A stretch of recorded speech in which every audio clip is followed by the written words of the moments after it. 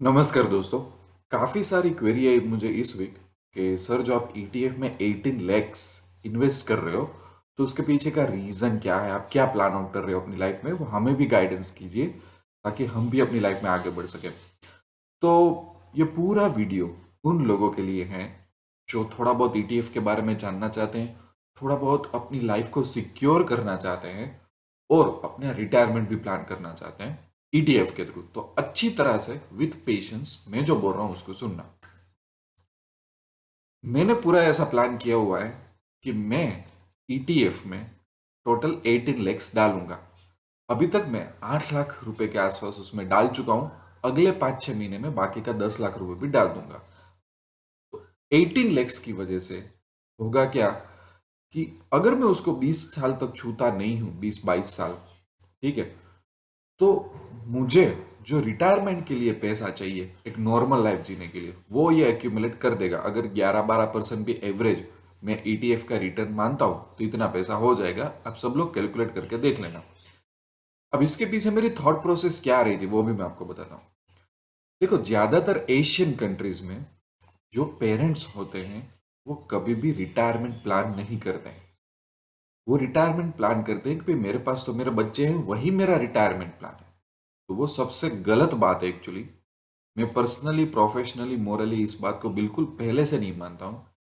इसलिए मैं ऐसा सोचता हूँ कि हर एक फैमिली को रिटायरमेंट प्लानिंग करना चाहिए। अपने बच्चों पे बर्डन नहीं बनना चाहिए। उनकी लाइफ अलग होती है, उनको ग्रो होने देना चाहिए। ठीक है। दूसरी बात, सर आप इतना सारा स्टॉक मार्केट में पैसा डालते हो, आप इतना कमा रहे हो, तो आपको क्या रिटायरमेंट की जरूरत है? जब हम लोअर मिडिल क्लास में होते हैं, जब हम मिडिल क्लास में होते हैं तो हमारे अंदर एक गलत थिंकिंग क्या होती है कि रिटायरमेंट प्लानिंग तो उन लोगों के लिए जरूरत है कि जिनको प्रॉब्लम हो रहा है। वेल्दी लोग जिनके पास पैसा है उनको क्या रिटायरमेंट की जरूरत है? एक्चुअली अगर आंकड़ों को देखा जाए, रिपोर्ट्स को देखा जाए, तो सबसे ज्यादा रिटायरमेंट प्लानिंग वेल्दी लोग ही करते हैं। प्लानिंग हमेशा होना चाहिए। Retirement planning worst case scenario है। चलो मेरे पास वेल्थ है, आज बन रही है, मैंने काफी सारा स्टॉक मार्केट में इन्वेस्ट किया है, मेरे 10 साल 15 साल अगर लक अच्छा रहा तो पैसे बन जाएंगे। पर वर्स्ट केस सिनारियो का, नॉर्मल लाइफ का तो प्लानिंग होना चाहिए, मैं उसमें मानता हूं। इसीलिए मैंने ऐसा कैलकुलेट किया कि सिर्फ हस्बैंड और वाइफ को एक नॉर्मल लाइफ, रिटायरमेंट में तो ज्यादा खर्चे नहीं होते कि आप वर्ल्ड टूर पे जाओगे, ये करोगे, ये फैशनेबल चीजें चाहिए, ये चाहिए। आपके पास ऑलरेडी घर होगा। आपको एक नॉर्मल लाइफ जीनी है अच्छी खासी। तो जो नॉर्मल एक्सपेंसेस जो आज की तारीख में हो रहे हैं एक मिडिल क्लास फैमिली को, वो भी वहीं पे ही होंगे। शायद आज 30,000 में घर चल रहा होगा तो उस टाइम पे 3 लाख 6 लाख रुपए चाहिए होंगे। तो वो सब मैंने कैलकुलेट किया, सिंपल तरीका लगाया, ज्यादा कुछ फॉर्मूला जो अपने को वेबसाइट पे मिलता है ऐसा फॉर्मूला नहीं लगाया। तो उससे पता चला कि भाई 3-4 करोड़ रुपए चाहिए होंगे 60 साल क्रॉस करने के बाद।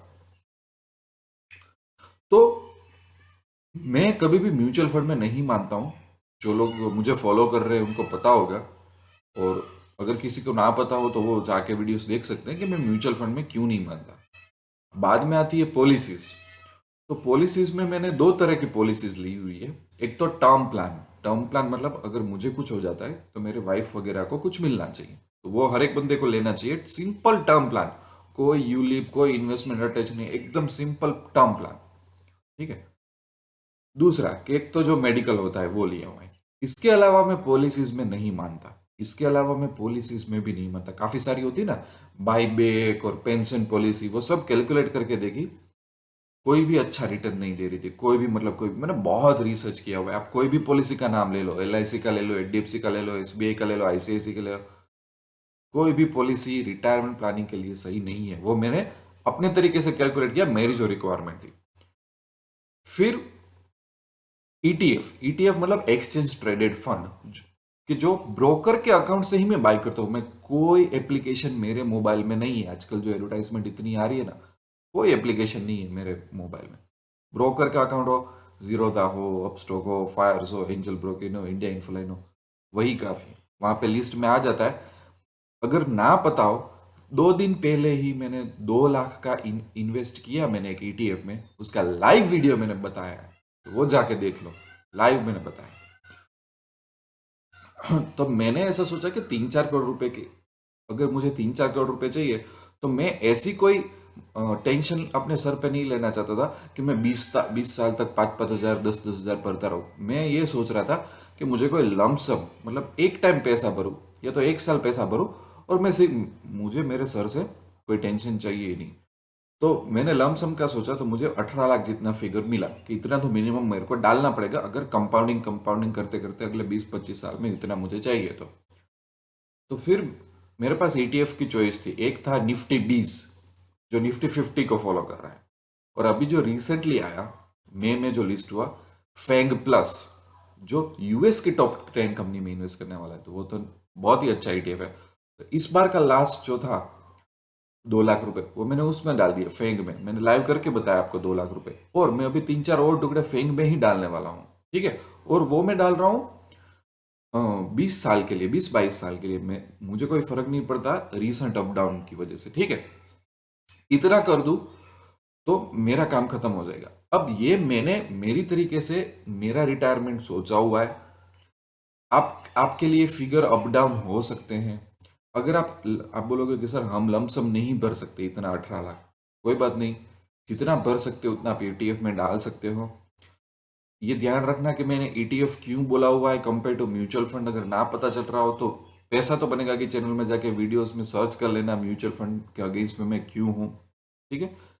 देखो, डिसएग्रीमेंट हो सकते हैं, मैं ऐसा नहीं बोल रहा हूँ कि मैं ही कंप्लीट सही हूँ और सब लोग गलत है, ऐसा नहीं है। तो म्यूचुअल फंड की दुनिया बंद हो जाती, काफ़ी सारे दुकान बंद हो जाती।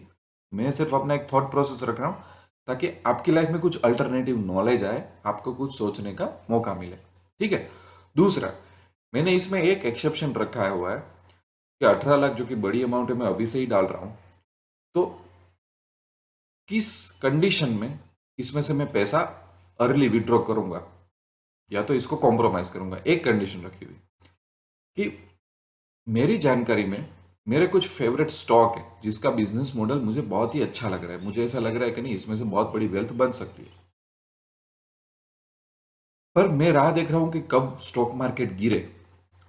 मार्केट में क्रैश आता है बहुत बड़ा, अगले 1 साल 2 साल 5 साल कहीं पे भी, और उसकी वजह से उस स्टॉक में क्रैश आता है और वो बहुत अच्छी प्राइस पे मिल रहा है, तो मैं हो सकता है कि उसमें, ये रिटायरमेंट फंड है 18 लाख, उसमें से 10 लाख निकाल के उसमें डाल दूँ या तो 18 लाख निकाल के डाल दूँ, क्योंकि मुझे ऐसा लगेगा कि नहीं, अब 11% 12% नहीं, अब तो 15% 18% का रिटर्न मुझे मिल जाएगा।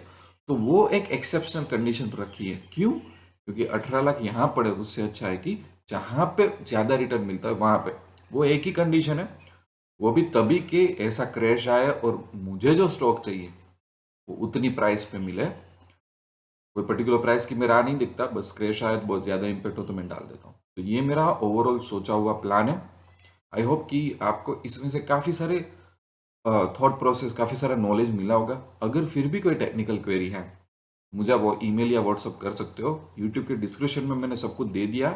पैसा तो बनेगा कि वेबसाइट पे जाओगे तो उसमें भी कॉन्टेक्ट इन्फॉर्मेशन मिल जाएगी, और एंड्रॉयड आप डाउनलोड कर लो, पैसा तो बनेगा कि गूगल स्टोर में। मैंने 1 लाख रुपए के कोर्सेज फ्री डाले हुए हैं।